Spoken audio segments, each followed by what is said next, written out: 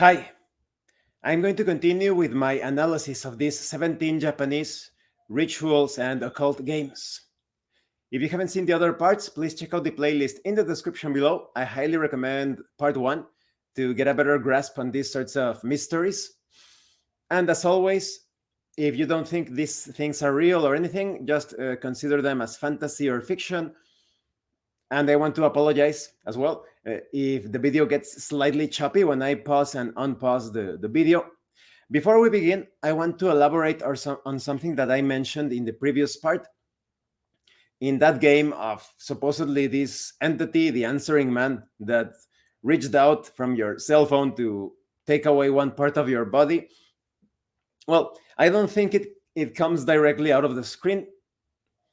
I have yet to see a manifestation that uses the electronics as portals, like in the Ring, like the name of the character, what was it? Sadako? Yeah, or Samara, right? Here in the West. So maybe it comes from another portal that takes place or that is formed when you carry out that ritual. So as I have mentioned in that video, it doesn't mean that if that creature takes away your leg, your leg is suddenly going to disappear and in that moment, your real leg, your physical leg, or it's going to break off from your body. Rather, it means that at some point, shortly after that ritual, maybe you get into an accident and you end up losing that leg, or that leg becomes infected and you end up losing it. It's because everything that happens in the ethereal and the astral, some would even say in the mental and the spiritual, eventually makes its way to your physical body. We're talking about planes of existence or levels of existence. Here's a funny, curious story rather. In County Clare, Ireland, there was this couple that had their house built in the middle of a ferry road. You know that in Ireland, perhaps a lot of you that are into folklore and whatnot, you know that in Ireland, they are quite respectful of the fairies or the beings of the fae. They are not like Walt Disney type of beings. They are more like savage tribes in many cases, beings that could be quite dangerous. If you become friends with them, that's great. If not, they will be very dangerous against you. So their house was built in the middle of this ferry road. They didn't know what to do because every night there would be disturbances, as if something like a crowd of people went into their house and then got out. And when they went down to see if a burglar had gotten in or something, there was nothing. So you had these invisible beings making their way in and out of the house constantly at night. And here's the funny, or it's not funny, but it's curious, peculiar. One night, they heard and they smelled as if someone was cooking meat, as if someone was using the kitchen and they were preparing meat. So it was very strange. The next day, they found nothing of the sort. But then their cows started to die. That's because in the ethereal plane, these fairies had taken some of their cows, they killed them, they chopped them off, and they prepared their meat in that plane of existence. So now, inevitably, the cows were destined to die because they had lost their ethereal self. They had eaten the ethereal meat, so to speak, etheric meat. Things went like that until he seems to be like a sort of hobo or wanderer or a homeless guy. You know that sometimes those people, because they are constantly moving through different places, they see all sorts of things, and sometimes they become knowledgeable about some things. Not in all cases, but some cases. And he told them, no, you're doing things wrong. You see, your house is built in the middle of this ferry road. You need to build a small door and leave this small door open during the night that connects the front of the house with the back side of the house, almost like a cat door, right? Like a cat or a dog door, so that they have a way of going in and out without being disturbed. And so they did, and the noises stopped. They could finally sleep peacefully because they didn't hear this crowd like making a lot of noise. So this means that when the group of fairies were moving through the house, they were kind of like forcing their way through the house, and then forcing their way out. But now they had their little door and they could use it. I wonder if at least they stopped eating the cows of the couple. Hopefully, I don't remember that part. But okay, let's continue. Let's get started with this video, with this part of the video, rather, of the series.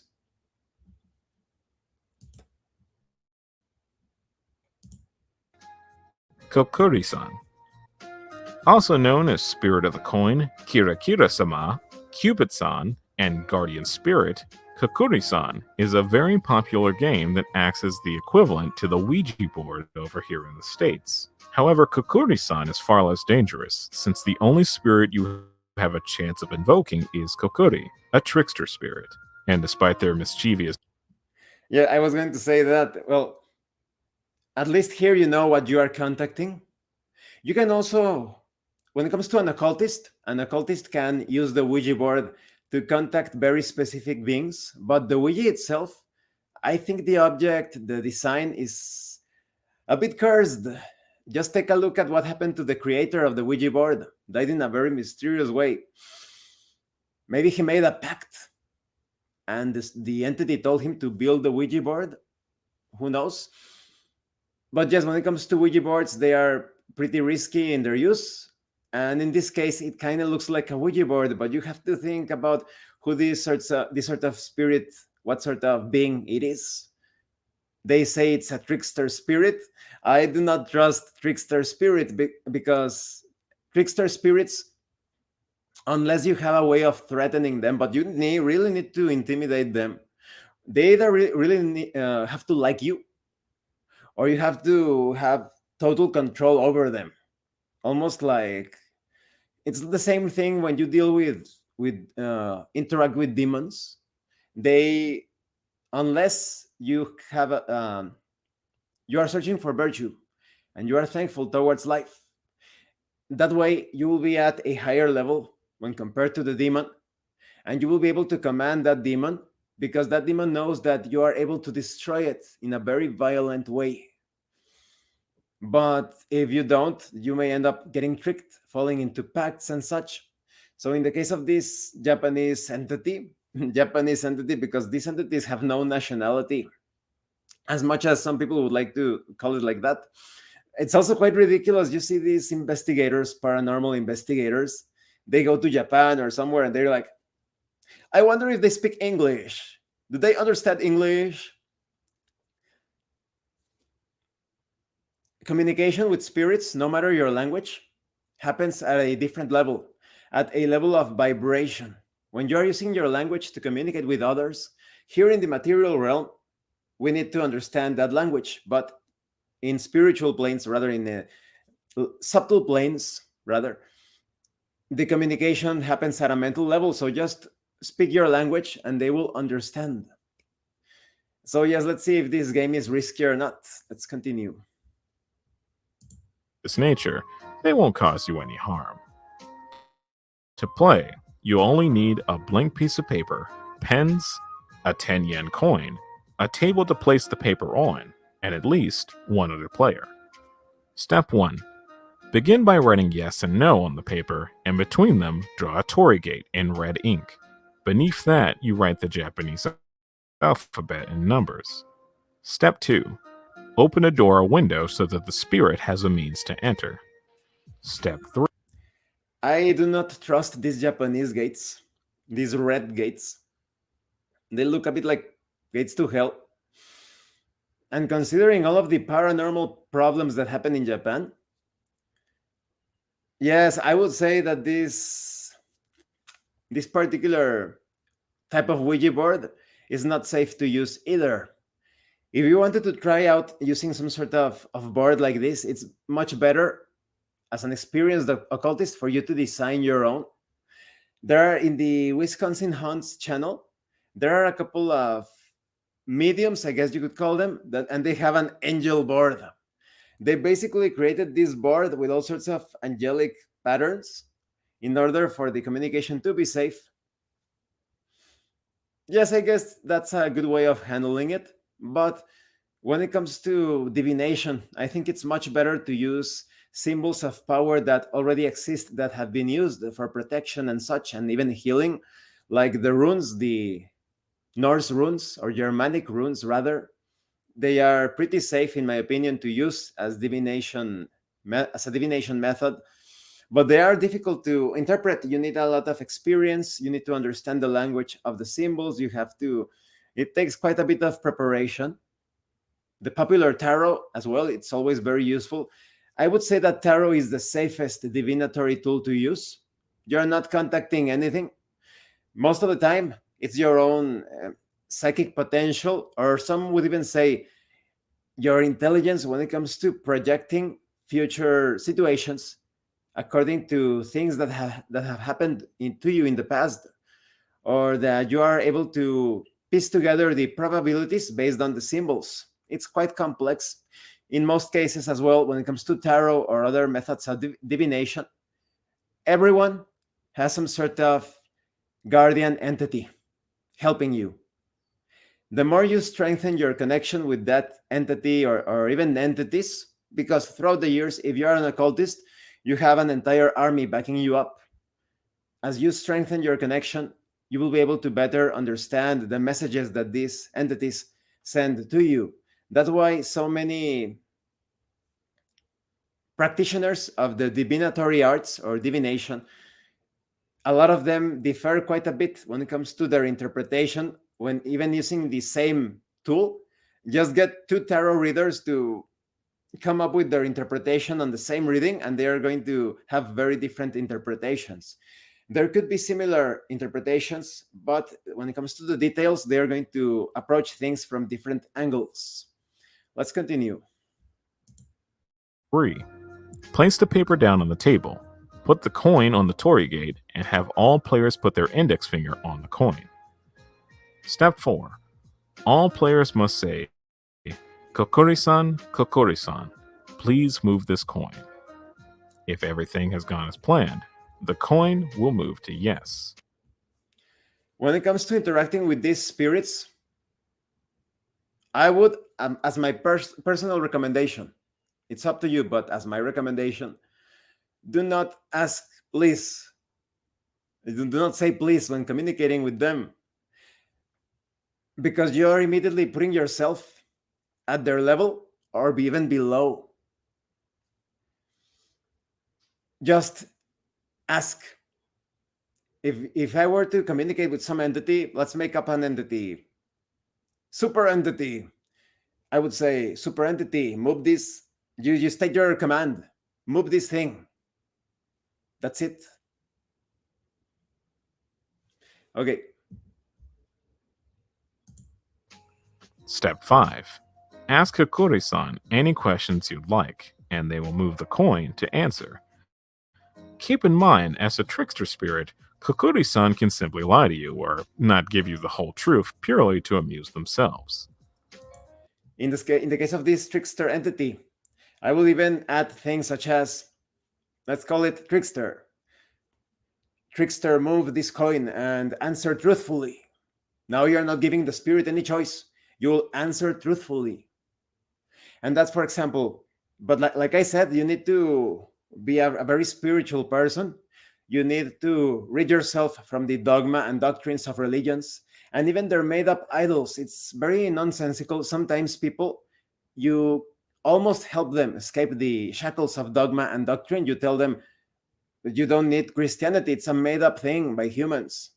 And they're like, oh, yes, that's why I trust Jesus. That's why I trust Christ. All of that is made up.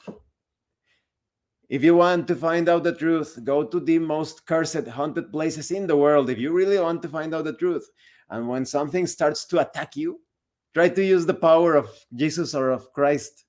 You will see it is worthless. The entity is going to be like, what? Huh?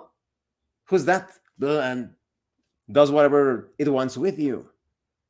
That's why religions always have to mix those idols with real words of power, such as God.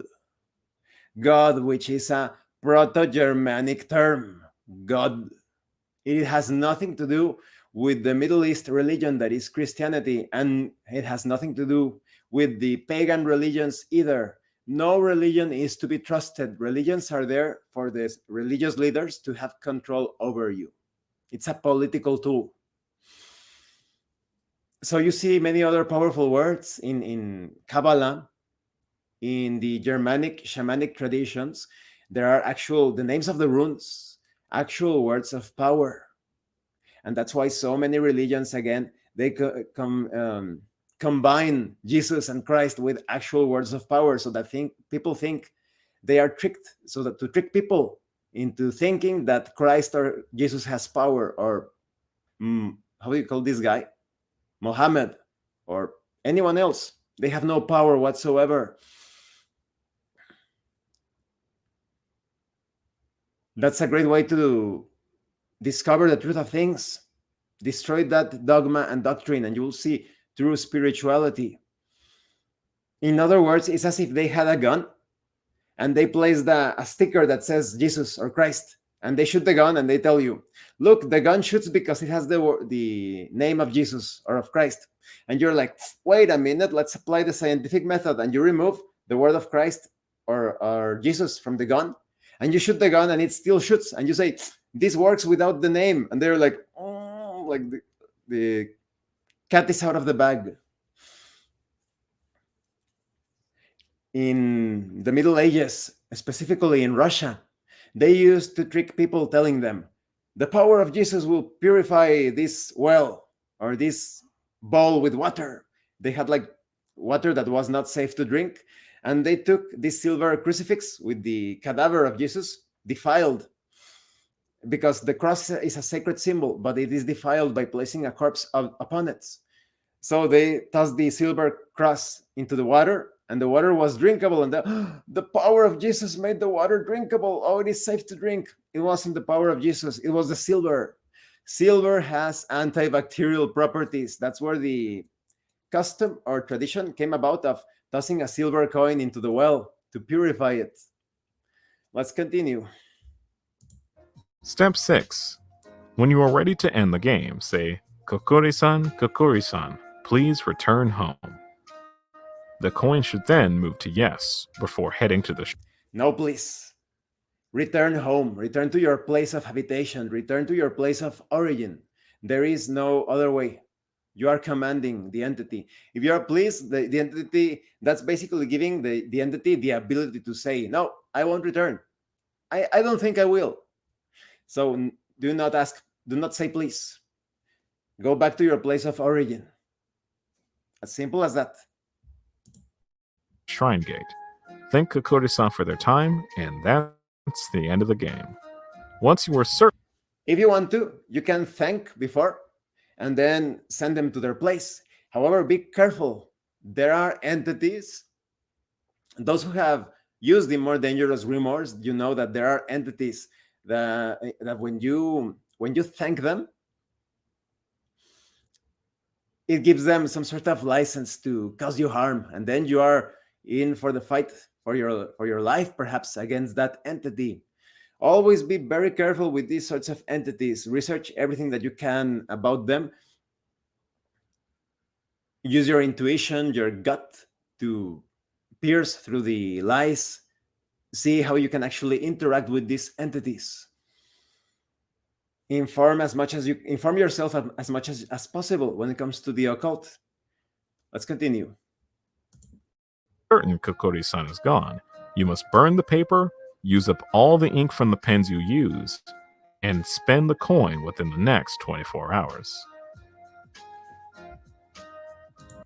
Yes, that is obviously to cut off any communication with that entity or other entities. That also makes me think that this particular Japanese entity, and as you have noticed, perhaps I am not using its name to avoid summoning it by mistake. If it's a benign or beneficial or good entity, it's not necessary to burn the instrument, in this case, this paper diagram, or however you want to call it.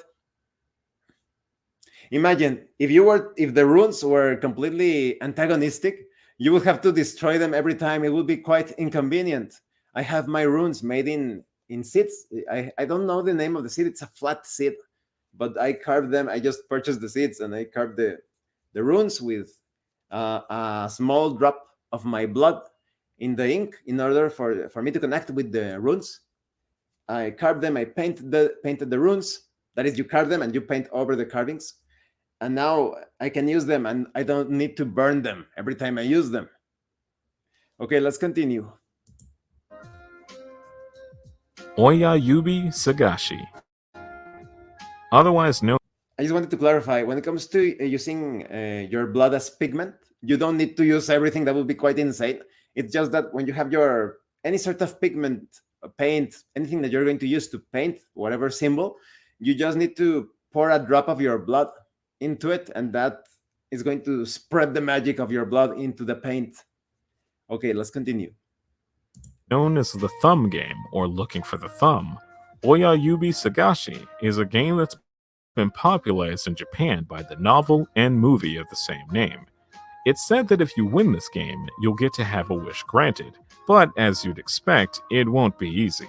To play, you'll need 3 or more willing participants. Step 1. Form a circle sitting on the ground.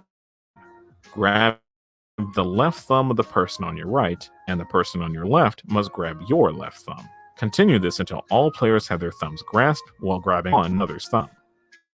Step 2. Close your eyes. Now, imagine that you are in a cottage of a woman who was murdered and dismembered. Everyone must keep their eyes closed. I can already tell that it is not safe to do this ritual. Now, you may remember from one of the previous parts that I mentioned that each finger has a specific quality, a magical quality to it. In the case of the thumb, this is a very powerful, it's a symbol, a powerful symbol of your connection, of your force of will, your connection with this world and enacting your will upon this world. Imagine if you were to lose your thumbs. Now imagine trying to grasp anything. That's what separates us from many animals. They don't have thumbs. So yes, I can already imagine that perhaps you end up losing your thumb in this game if something goes wrong. Another interesting thing is that when you take a look at people's hands, the more the thumb approaches this section of the index finger, the more that person wants to enforce his will upon the world. Take a look at the thumbs of many tyrants, many of those technocrats, many of the people that are pushing their agendas upon the world. Some of them have their thumb over here. Take a look at the thumb of Bill. We're waiting for the YouTube algorithm. Gates, that evil bastard that is pushing this poison into people, getting people killed in all sorts of ways. This is science fiction, YouTube. This is science fiction. Take a look at his thumb. It's almost like over here. He wants to impose his will upon others, terribly so. So yes, that's an interesting way of looking at the strength of will of someone. I would say that if they are like in the middle, they are quite balanced. As you can see, in my case, I could still, this is the left hand, this is the hand of the things that you are born with. I came to this world with a certain degree of force of will, but as you see, it is a bit different from my right hand. So my force of will has been growing. Maybe one day it will go up over here, who knows? But like I said, this doesn't mean that it is positive for you to have it over here. In the case of the villain that I mentioned, he has a thumb over here and he's doing so many bad things to people. Okay, let's continue. At all times or the ritual will fail. Step 3. Say the following chant twice. Oyayubi, Oyayubi, hear our voices. Oyayubi, Oyayubi, grant our wish. If everything has gone as planned. Another red flag. This name of this entity was pronounced a total of 4 times. For the Japanese, number 4 is the number of death. Why is that? There is a mystery. It has to do with the number 13. Here in the West, we consider the 13 unlucky. Or if you are an occultist, you can even work it for very powerful results. But as you can see in numerology, 13, 3 and 1, 3 plus 1, 4. That's why in different places of Asia, they don't have the number 4. For example, in the buildings, in hotels, many of them do not have the 4th floor. They skip to 5.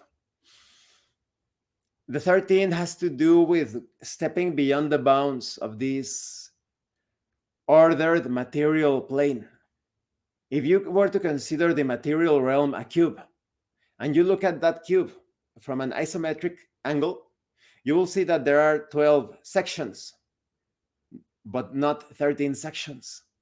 So it goes beyond that. The 13 is like a number that disrupts the current orderly scheme of things.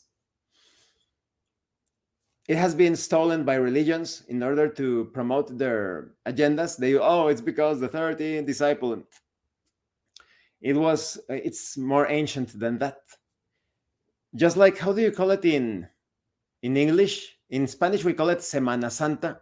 I think in English it's Holy Week. I don't know. Or, that week that supposedly because Jesus, blah, blah, blah. No, that existed, that time existed before Christianity. Let's continue. And you'll feel a change of breath. Open your eyes. You'll find yourselves transport the cottage you envision. A candle will sit in the middle of the circle. This is time. This is a ritual to astrally project yourself into this demonic pocket dimension. There are many of these rituals that I have said to trick people into entering hellish places. This is one of them.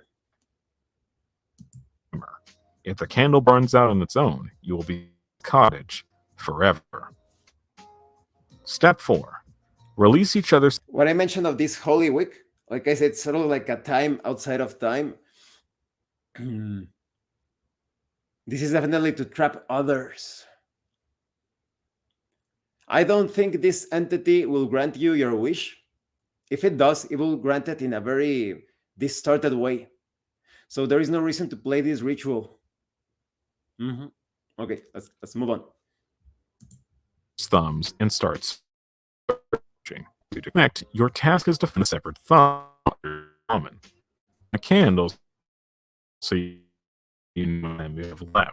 Something very important to note. If you feel someone tap on your shoulder, do not look in that direction, or else be dragged away, never to be seen again. Step 5. Once you find the thumb, inform the other players and group back at the candle. Hold the thumb in your right hand and have everyone place a hand onto yours before you all blow out the candle together. If you fail to find the thumb and are running out of time, regroup at the candle, sit in a circle, and grab each other's thumbs like you did to start the ritual before blowing out the candle. After you... Now I'm really curious about the movie or the manga. This sounds like an awesome horror movie. You see those stupid characters doing these crazy things and you're enjoying the scares while you are safe in your home, safe from harm, but definitely not something to be attempted. What if someone lies about finding the thumb? Then that person ruins the ritual for everyone. But like I said, I don't think this entity is going to allow you to find it. It sounds like a trap. Let's see what happens. You blow out the candle, you feel a wave of nausea overtake you. Quickly, throw it back where you start a ritual. You're true. Congrats to you as well.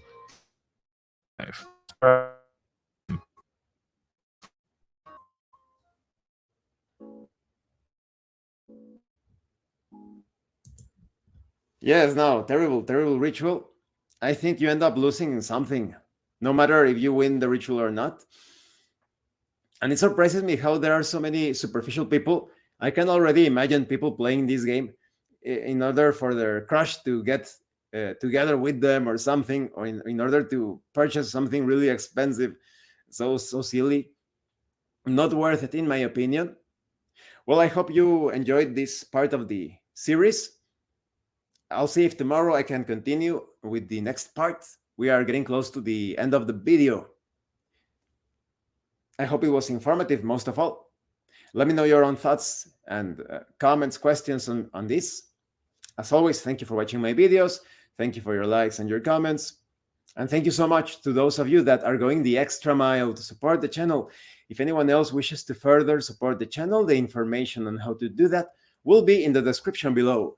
And remember, it is better to roleplay and fail in character than not to roleplay and fail as a player. Once again, thank you, and see you later.